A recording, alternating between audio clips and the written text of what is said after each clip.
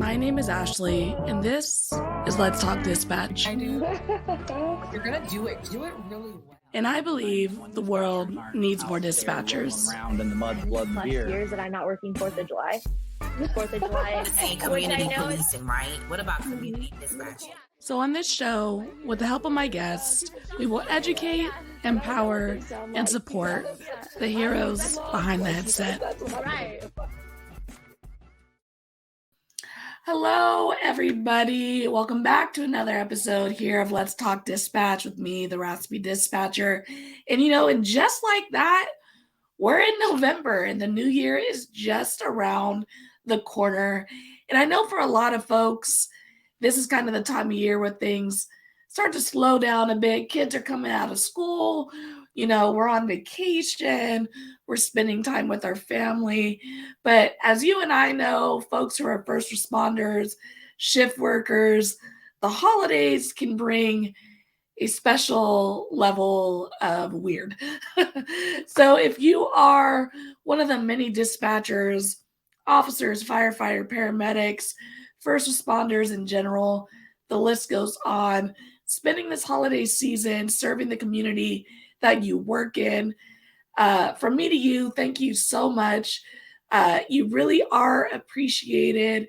And I know sometimes it's hard not being able to spend those days with your family, but it's definitely reality in the work that we do. Someone has to respond to the calls 24/7, 7 days a week, 365 days a year. So thank you so much for your guys' service, especially during these holiday times. So with that, we're going to get into today's episode with my guest, Ivan Whitaker. He's a VP of Partner Success at MD Ally, but he has years and years of experience in this field, from being in the field as an EMT to being dispatched to the private sector. So here is Ivan. Hi, Ivan. How are you? Hey, Ashley, how you doing? I am doing well. I am back from my vacation, ended my first work week back into the real world, and I'd rather be in Hawaii. But I agree. And you look refreshed. You look ready to go. Thank you. I do. I feel refreshed. I do. Sometimes, vacations can feel like more work, but I definitely think this one was a very relaxing situation. So I really enjoyed it. Well, glad to have you back and ready to go. So awesome. Well, thank you so much for reaching out, wanting to come onto the show. I really appreciate it. And I'm really excited to talk about all your experience in this line of work and how you got into public safety. Well, was a neat kind of story for me. I have an uncle that was in Marion County, Florida, that had been in dispatch for many, many years. As a matter of fact, when it was all said and done, it was 35 plus years. Wow. Started out at a funeral home. So back then, the EMS was really across the country ran by funeral homes, to where there were really no protocols in place. You just got a call and you picked someone up, and that's how EMS really started in a lot of areas. And so he was with a local funeral home and was told about emergency medical technician program, to where at that time school was just a couple of days. It was a pamphlet, and then you went on your way. So he went and took the program. He was excited about it, and then was hired on with the local ambulance service that had just gotten started. And then some years later, I was in school, I was in college, and he reached out to me and said, hey, do you want to become an EMT? And we have a tuition reimbursement program that can pay for the rest of your education. And it was intriguing. So from there, became an EMT, became a paramedic, worked my way up into numerous leadership roles in the field, and then got exposed to dispatch, where I really fell in love on the dispatch side. And so that's how I came into the field. It was my uncle. It was a story of networking. And my family has been in public safety for many, many years. I have a sister that's a police officer, brother-in-law. And so that's what we do. Mm-hmm. That's so awesome when it's like a family affair. You know what I mean? Because I think sometimes you either stumble and you're like, I don't know what in the world I'm getting into right now, or you have someone holding your hand going, come on, come on, it's okay. Let's. Yep, absolutely. Yep. I was that kid that had the blue bag that drove around in the car that stopped at traffic accidents. I fell in love with it. And my uncle figured that I would love it. So, Yeah. And I would imagine that I know a few folks who were EMTs in the field who came into dispatch. And I think there's two type of dispatchers, right? There's ones who want to, I wouldn't say want, but don't mind seeing the thing, and then there's some who are just like, I'm in here because I don't want to see the thing. right. Um, what would you say like the differences between being in the field and in the dispatch center were for you? Yeah. Well, it's a huge transition because in your mind, especially at the time in the field, looking at our procedures, we did what we call ALS, advanced life support, and BLS, basic life support, Mhm. to where you can see the patient, you can touch them, right? You Mhm. can look at body movement and gestures and things of that nature to be able to treat the patient. When you go inside of the dispatch center, you don't have that advantage. Mhm. So their voice and what they're saying, that's your ear. And yes, Mhm. that's what's happening. You have to take their word at, you don't have the environment around you to help you put the pieces together a lot of times. So dispatchers do what we call dispatch life support, right? So it's a totally different healthcare discipline, and it's based on the fact that there's just certain things that you can't do or can't see or can't know from a dispatch perspective. So it's just very, very different from how things have to be observed, heard, listened to, those type of things. Yeah. And so I only dispatch police. I never done medical. I don't have a desire to do medical. I think medical dispatchers, you guys are like a whole different breed of Right, dispatch. And right, I mean, it's just such, it's challenging to get anyone in crisis to follow directions, right? right, But getting them to follow medical like pre-arrivals and get them to do the things to ultimately save this person's life just by using your voice, like that's a whole another level of skill that folks possess in this field. And I wonder, since you have that experience with medical dispatch and we talk about technology coming to our dispatch centers and video starting to become available to dispatchers as a tool provided to callers to like, let's see what's actually going right. on the scene. Do you think that that technology in a medical situation would be beneficial to a medical dispatcher, being able to see the environment, the color of their lips, or, an injury or anything like that? Yep. I certainly I believe that there's a place for it in verifying information that's already obtained. Mhm. So there's definitely a place for it, but we have to be careful with it. In implementing it, there needs to be, what are we trying to seek and gain from obtaining this information? Is Mhm. this information easily obtained by questions that we're asking? And then so we say consistent with whatever we're using to screen the call or whatever protocol we're using, or does it take away because we're solely focused on what we're seeing in the video and taking us away from the continuity of care that we need to deliver over the phone? So that stuff still needs to be flushed out. I know that there's Mhm. various or standard setting bodies that are working on this right now that are trying to figure it out. I do think that there's value, but again, it has to be really, really researched to figure out what that value is. And I'll give an example, right? Mhm. You might want, from a CPR perspective, to be able to look at the scene and look and see if the depth of the compressions are adequate, or if CPR is actually taking place, right? Mhm. But there's also things from a voice perspective that you can do to verify that. So again, it's just making sure that, I think of as a verification process, it's good. When it comes and overtakes the call, there could be some challenges if that's solely what you're focusing on. Yeah, totally, totally true.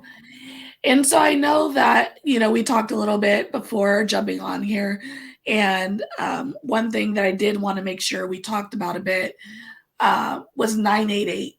Hmm. So I know that, I don't know, I've been kind of hearing some mixed reviews in like the dispatch Facebook circles and things like that in regards to 988. I'm a fan of it. Hmm. I think simpler, the better. If I only got to dial three numbers when I'm in crisis, if I can refer that to people, I think it's an easier process. Um, Like, can you just tell me about your knowledge in 988 and the services in regards to dispatch and how they can utilize it as a resource for folks who are calling us in crisis that we maybe don't have the best tools for them? Very good. Yeah. So 988 is such a valuable resource. I am a person that is a proponent of it. I believe in it. It's something that's been a long time coming. And if you can think about it, the way you use poison control now, right, as a resource, to where think of life in a dispatch center without poison control. So when we're looking at 988 as a resource, it is indeed a resource, and the providers as a part of 988 are specifically trained to be able to work with patients over the telephone, to where that training in the 911 environment, while we're starting to pick up training and what that is and what that should be, as you know, there's been a long time coming into what specific training is required to be able to speak to and be able to guide patients that are having mental health crisis in those situations. So that resource, I think, is pivotal. Now, some of the challenges that you might have experienced is, how do we get the call over to 988? What qualifies for 988? What are the protocols or SOPs that need to be put in place? What is the quality assurance that we need to go back and kind of the parameters or KPIs or things that we need to be looking at to make sure that we handle it the right way? There's also a liability component when we're looking at the 911 environment to make sure that what we're sending over is the right thing. So while it's a great resource, I would advise at the local level, to where when we're looking at the committees and we're looking at the SOPs and the things that need to be put in place to assure that calls get transferred, the appropriate calls get transferred, that's where the work takes place. And so there are things that are come out. I know SAMHSA, Vibrant, they're working with various organizations. They're working with NINA, the International Academies of Emergency Dispatch, and various other organizations to try to get things out there. That, for example, there's a document out there. It's called 911 PSAP Readiness for 988. And so if folks have not seen that document or haven't gotten their hands on that, it's a very good guide to how to be ready for 988. But yeah, like I said, it's a great resource. It's just the preparedness for it. Time has to be spent at the local level of preparing on what qualifies to be transferred over to 988. Definitely. And I do think that, we always need more training, right? In the field, in our dispatch centers, we can always use more and more training. Tools are always developing and changing, and strategies and whatnot. And I definitely think talking to folks who are having mental health crisis is definitely something we as dispatchers do need additional training on, because I think about it with like my previous agency where we had a lot of high priority calls all the time. Right. We're essentially CNTs for the first 5-10 minutes of the call, until someone gets there, or if someone decides to barricade themselves, we're keeping the line open until we can actually get the officer on the phone or successfully transfer it. Right. All these things are occurring before CMT trained, actual official CMT trained people are coming onto the line. So I do think that we should have more training in regards to that crisis negotiation, even outside of the mental health aspect, any type of CNT training.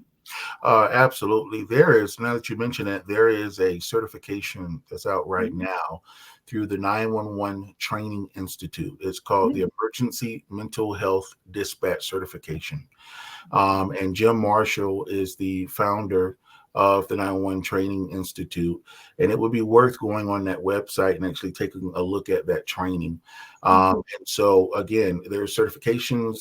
That's not the only thing that's out. There's briefings. There's just a lot of literature that's out right now that can help agencies prepare their emergency dispatchers for the 988 environment.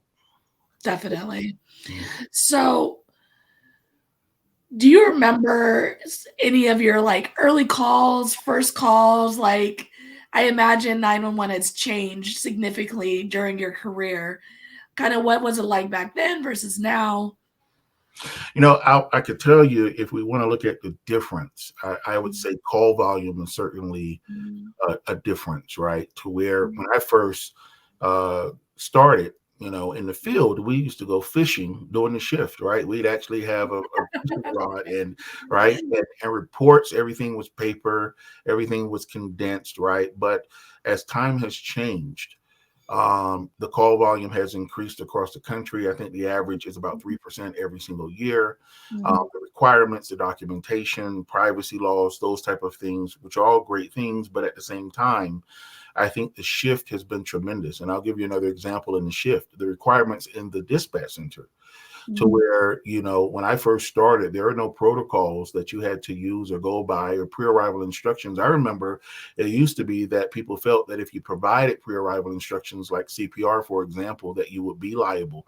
Now we know that that's far from the truth, that if you don't have specific protocols in place, that you will be liable. Right. We now know, looking at research and science, there's things like a sinking vehicle where getting the person out of the vehicle is even more prevalent than a dispatch, because we know if responders make it on scene and the person's still in the vehicle, then they're probably dead. Right. Yeah. So we're starting to look at calls in a different way, to where now it's transitioned to alternative resources and alternative care, to where, okay, should we be sending certain type of resources? Is it more viable for us to send alternative resources or treat a patient via telehealth, telemedicine, or mobile integrated health, to where we transition people over out of the 911 system into mobile integrated health? So I've had the unique ability to be able to see that migration, even in the tech space, where before, getting any changes from a tech perspective in 911 was like boiling the ocean, right? It wasn't going to happen. I remember we transitioned from a DOS CAD to a different system, and it was just like moving mountains, right, to get that to happen. To where now Silicon Valley and the tech space is now merging with the 911 space, to where it is a different dynamics. I think Obamacare had to do a lot with that, and some of the money's available. There are more startups for techie startups in the 911 space now. So I've had a unique ability to be able to see that migration. Yeah, and that's so cool, because I've talked to OG dispatchers in my center and stuff like that, and I'm just like, I don't know if I could have done the job back when you started, 'cause they would talk to me about it. It was like manual mode all the time, 24/7. And I'm just like, I have successfully, knock on wood, avoided manual mode for the majority of my career. And I just couldn't imagine dispatching without the tech that we have today, Right. Without the mapping capabilities we have today. For our units and for our callers, though it's not perfect. We used to not have those things. Those things were like, you have to use a map book and all these, for me, someone who kind of grew up in the era where computers were and internet and all that was kind of being developed as I grew up. Right. I couldn't imagine doing this job without that technology. In fact, not having the policy and the procedure would give me major anxiety. I'm definitely a policy gal. What's policy? I'm all for style, but what's the policy? Right. So I just couldn't imagine. I remember when, who, what, when, where, that was the SOP. That's what you did. That was I also remember in the field, when we got the dispatcher started giving us map book pages, to where we didn't have to really worry about what map book page to go to. That was huge technology back in the day, right? So now what they have at their fingertips in the field and dispatch is just amazing. Yeah. And I mean, even for me, when I went through my academy up in SAC, they still have map books available at our stations for if and when the system goes down. And I remember they're like, oh, showing me how to use a map book. And I was like, this is wild. I'm just jumping on my phone and I'm gonna Google it. This thought process that, you have to be able to use these systems, these older systems, because you never know when technology is gonna fail us, and it will fail us. Yeah.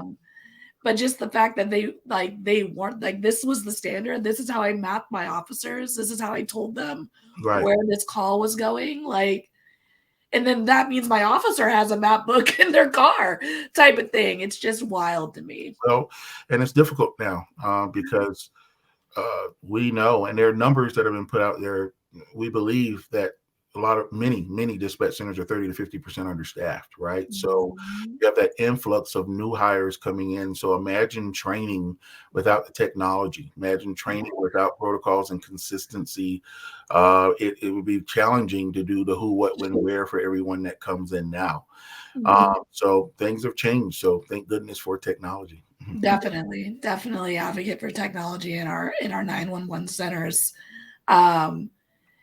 So speaking of low staffing and like, which is a reality in all of our centers. I have been in my career, again, very lucky. The centers I have worked at while I have worked there have been very well staffed. I haven't had too many mandated overtimes, or I've been very lucky to avoid that harsh reality in the dispatch world. But I know that is not the case across the board, across the states, across the country. What is kind of your advice on burnout, and how centers can manage that reality in this workforce? I've had a unique opportunity to do consulting all over the world as far as infrastructure inside of dispatch centers and the right workflows, the right SOPs, the right technology from staffing perspective, what that should be, could be. And one of the things that I have to encourage directors and executive staff is you have to think outside of the box. Dispatch is totally different from a staffing perspective usually than what is experienced by field providers.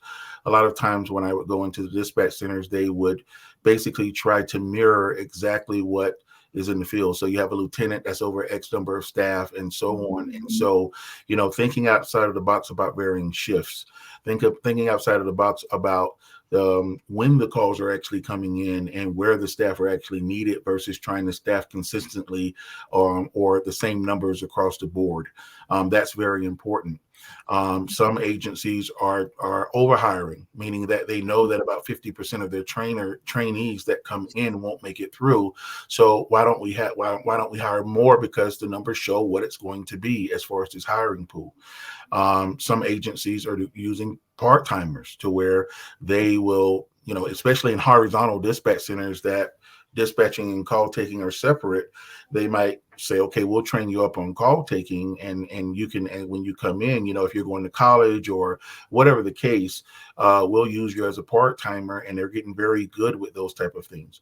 You even have some dispatch centers are starting to figure out how to let people call take from home.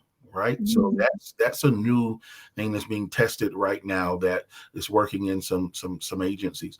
So, one of the things that I would say, in quantifying the appropriate staff, I use something and I term it dark matter. Right. So dark matter, if you think about it, if you have a sheet, then you put a bowling ball on that sheet, there'll be an indentation, right? And so sheet will want to pull towards that bowling ball. That kind of simulates gravity. So in space, that's what gravity is a fabric. It's an unseen fabric, where that same unseen fabric takes place inside of the dispatch center when you're looking at things like sick leave. You're looking at things like breaks and training. All of those things that have to be quantified, that in a lot of studies, staffing analysis, they're left out.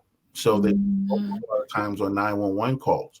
Another thing is what we call administrative calls. And you know what I'm talking about, talking to field crews, taking calls from citizens that are not related to 911 or emergency calls, right? You get a lot of calls from citizens after hour calls that come into your dispatch center.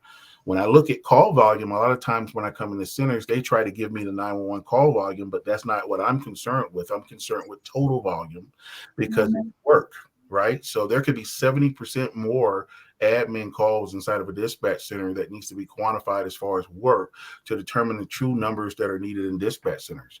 And so not knowing these things also contributes to staffing issues. And an example of that is burnout, right? We don't have enough staff, so we're going to leave because this is just not for us, right? So, Yeah. yeah. And I definitely think that low equity and the non-emergent call reality is definitely something we do overlook a bit. And I don't know if it's because I'm not in a supervisory role in the line of work that I'm currently in. And I don't know if it's because we don't acknowledge it because it doesn't come with the trauma that 911 calls. It doesn't have that up down as the 911 calls dropping in your ear. But I would say like dealing with non-emergency calls or educating citizens about like what services we actually provide. We can't help you with civil stuff. We can't find your dog. We can't, for my department, we can't go out for a barking dog in the neighborhood. Like just certain things, which of course differ between the departments and what they're able to go out and assist with. But just the strain that comes from educating folks on like the services that are provided by us in our units, that's taxing as well. It can be very frustrating, quite frankly. That's very taxing. And in relation to turnover, another challenge that I've seen consistently is when there's a pay analysis that's done, is often done compared to other dispatch centers that also have deficits as far as pay, right? So really the competitors, you have to look beyond that to look at what I call KSA's knowledge, skills, and abilities, and look across the industry, which is probably more prevalent to compare what we're doing to what's happening in the private sector as far as the requirements. I often think when you go through dispatch training, right, what you've done is equivalent probably to an AS degree with the amount of training that is required. So again, you have to just start thinking outside of the box about these things. And it's so true because one of the reasons that the Raspy Dispatcher like sparked is because, I was fortunate enough. I went to school with a basketball scholarship. I got most of my school paid for. So I went and I got my master's degree relatively quickly after I got my bachelor's, and I got it in administration of justice as well. I always knew I wanted to be in this field. And then I went and I stumbled into dispatch. And I had my bachelor's and my master's, and I'm sitting in this full-fledged academy, this 6-7 week training academy. And that was just the in-class stuff. And then I had, on the floor training where it pretty much added up to like 18 months of training for this position, assuming you make it through. Right. And I was just sitting there like, I went through 6-7 years of education, higher education, based around this world of administration of justice. And not one person talked about dispatch. Right. And that was what kind of sparked the Raspy Dispatcher. I was like, we need to be talking about dispatchers. We need to be putting a light on this role because it's such a vital role and it's available as an awesome career for folks who maybe don't want to get their feet wet, or they go get their feet wet in the field and they're like, this isn't for me. And instead of leaving, this line of work, come into a dispatch center, see if that's a better fit for you. But I always thought it was like, I even remember I went back through like my books, because I always hoard my books from my education, was like, went back to the index, like D for dispatch, nothing. And I always thought that was such a disservice to this line of work. Right. Yeah. I mean, the things like forcing calls and CAD and geo-based dispatching and the multitasking skills, especially in vertical centers where they have to dispatch and call take at the same time. I mean, I can go on and on about the requirements, and you have to be pretty sharp to do well in a dispatch center. Mm-hmm. Yeah, I mean, at my new agency was the first time I've ever had to do both at the same time because we're a smaller agency. And I remember being in SAC and transferring like to CHP, and they're always doing both. And I would be on mute like, they wild. I would never. There is no world where I want to listen to my units, listen to the call, talk to another, and now, it's a smaller agency.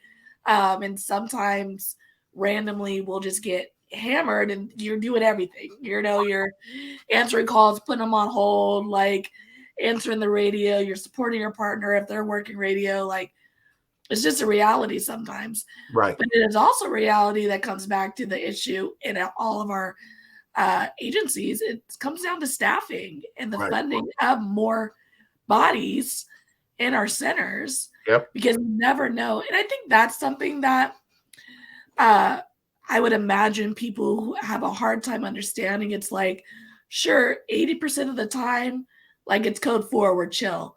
Right. But that 10% where, we have a high priority or, an officer involved shooting or some major thing happens, or even like I think every dispatcher's worst fear is you have a school shooting, Right. Something that happens in a smaller environment with a smaller agency. That's what your numbers should be prepared to handle. Yes. When it hits the fan. Yes. Those are the numbers we should be staffing for. Absolutely. Yep. Mhm. So you mentioned something as far as call volume and the Mhm. types of calls and the priority of the calls. And you mentioned that 80% of the calls are probably, non-emergency. And I like to talk to a little bit about that because it kind of sifts into the work that I'm doing right now, which I'm just so happy about. I got to spend 10 years, a great, phenomenal 10 years with Priority Dispatch System implementing protocols, and it was just remarkable to see systems change and to be able to leave that legacy into systems across the world. But now I'm working on the resource side of the equation, which is even it's exciting to where those low priority calls that you talked about. Being able to do something about it, provide a resource that's essential for citizens, and that is telemedicine. Mm-hmm. So with MD Ally, what we do is when the call comes into the 911 center, if it's deemed a low priority, low acuity, a non-emergent call, 911 now has the resources to be able to reach out to us, and we can provide physicians that can actually provide help, whether it's prescriptions, we do behavioral health as well, just a variety of services that we can provide for 911 using us as a resource. So going back to some of the numbers you mentioned, we know that 1.5% of calls that come into the dispatch center are what we call true emergencies, meaning that they actually need us right now to provide a procedure or they will die. We know there's another 66% that fall in the lower categories that either need treatment by an emergency medical technician or can be treated in a quick care facility, a clinic, a doctor's office, you name it, but that more out of patient care. Some of it, much of it can be treated by over-the-counter medicine. And so what we're working towards is to take that heavy lifting, that workload off of the 911 center to leave your resources in the field available to be able to handle those emergent calls, to be able to get there quicker and provide the care that the patients need. And there's also a customer service element to that as well. So if I have to go and sit in the emergency room and wait for 8 hours because this is a low priority situation or that could have been handled in a doctor's office, right? I'm probably not happy as a person waiting in that emergency room where you could have used us and actually received care right away. So I'm happy to be on that side of it. When we're looking at different communities and the types of communities that are out there and what they have access to, we're able to provide services to all communities. And I'm very, very proud of that. Yeah, I think that's awesome because, sometimes we just don't have the answer. I've told callers multiple times, like, I can Google that for you. Like, I don't know. Like, that's not in our wheelhouse, and they're frustrated. We're frustrated. And, just being able to connect a caller who is, like you said, is in crisis in the sense that it's a crisis for them. Yes. Right? Like I hear that this is a problem for you and it feels like everything's crumbling because of XYZ, but it doesn't necessarily follow under the, this is an actual emergency umbrella. Right. And that's always tough to tell somebody is like, because, I'll answer, we don't have a lot of lines. So I'll answer our non-emergency when our 911s are blowing up. Like, do you have a life and death emergency or can you hold? And it's just kind of like, it's almost like a trick question to them sometimes because, well, they'll start telling me the emergency and that I choose, like, that's not an emergency, you can hold, but that doesn't feel good to them. I get it because it is an emergency for them. Right. But one of our jobs is to decide what is the life or death emergencies and, sort through them and prioritize them in that fashion. Yeah. So being able to refer folks to companies like MD Ally and there's a 911 regional 911. I'm blanking on it. I use it all the time now at work though, is when someone calls 911 and they need 911 services outside of where they're calling from. Sure. Yep.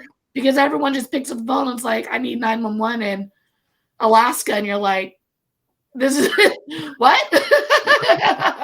Right. How am I, and so there's a service that we transfer to.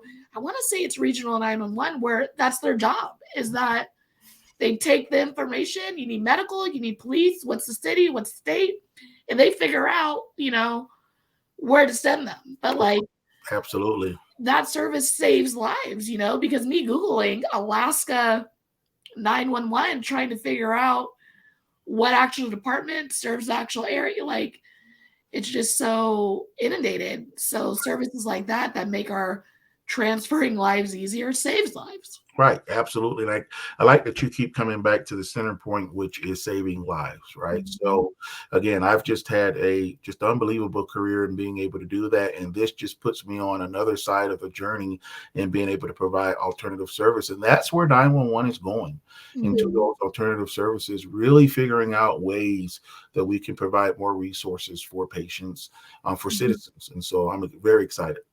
And I think one thing that you can speak to is that it's kind of like the options of life after dispatch, right? Because I think a lot of folks who are answering the calls in the headset, maybe they're burnt out, they're kind of ready to go, but they're not sure what's next and the opportunities that are out there. And I'm very lucky because I talk to all you guys who are in the private sectors doing all the different things. And I think it's important to highlight that for folks who are coming to the end of their careers via burnout or via it's just my time to go. And there is options to stay in this field, to stay in this line of work, to help improve these services, but not have to deal with that daily stress, trauma calls that are in our centers.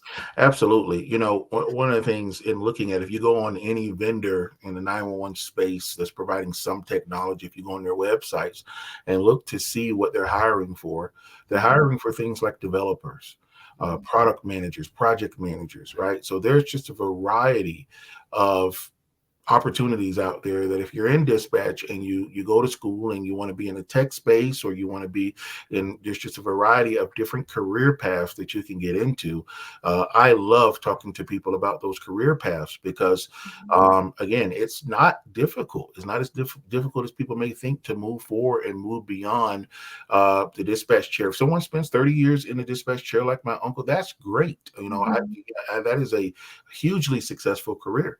But if you, like you said, if you want to move forward, there are career paths out there. And I really look in the tech space. I mean, system architects and things of that nature. I mean, those positions are always in abundance, always available. Definitely. And, all this tech is wonderful, but they also have to hear from the folks who are using it. And that's the dispatchers, right? Absolutely. So I can dream up this technology and then it's just not feasible to the work we actually do type of thing. So definitely getting involved with these companies and in these spaces, panels, etc., is definitely something that we as dispatchers can do. I just posted a reel today telling folks hey, if you want to be a guest, jump on. If you are in this line of work, you have something to say. You have something to speak to. You don't have to be someone who's, at all these conferences and doing all the things, just a regular everyday dispatcher. We have things to say. in regards to this career, improving this career in this field. And we can bring those into the private sector. Yeah, I couldn't agree more with what you said. There's often a disparate view of what's happening at the dispatch console and happening in the field on a day-to-day basis versus where you get into the executive level, what they perceive to be taking place based upon when they were in the field or when they were dispatching. So yeah, the voice of the emergency dispatcher and the field providers is just essential that voice is heard. Definitely. So what advice would you give someone who is considering a career in dispatch?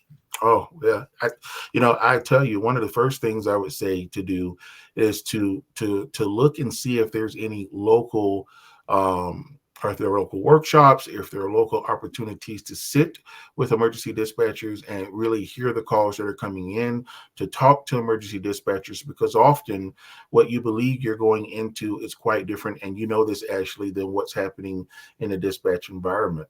And so having that person to lean on and talk to and really get a good understanding of what it is, I think is essential.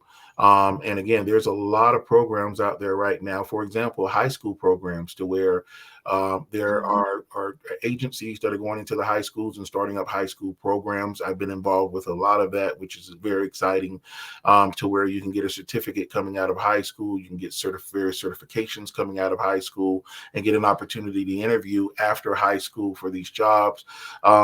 Just the awareness programs that are out there are a lot different now than when I went through, right? So when I went through, I didn't know a lot. I mean, I knew about my uncle, and thank goodness I had my uncle to talk to. But if I wouldn't have had him, the perception I probably would have had versus what it really was would have been totally different.